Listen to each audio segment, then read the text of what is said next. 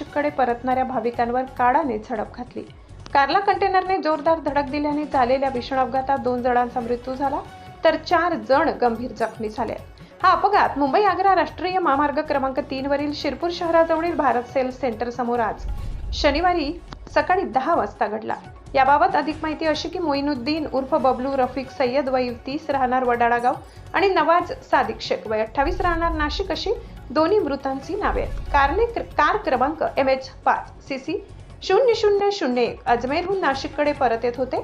Car Shirpur फाट्याजवळील Bharat sales centre समोर आली असता त्यांच्या पुढे जाणाऱ्या कंटेनर क्रमांक MH20EG 2447 मागून येणारी इनोव्हा कंटेनरवर धडकली।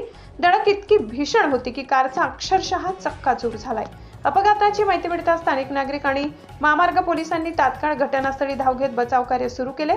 जखमींना तात्काळ जवळच्या शासकीय रुग्णालयात दाखल करण्यात आले। गंभीर जखमी मोइनुद्दीन सय्यद आणि नवाज शेख यांना उपचारादरम्यान डॉक्टरांनी मृत घोषित केले।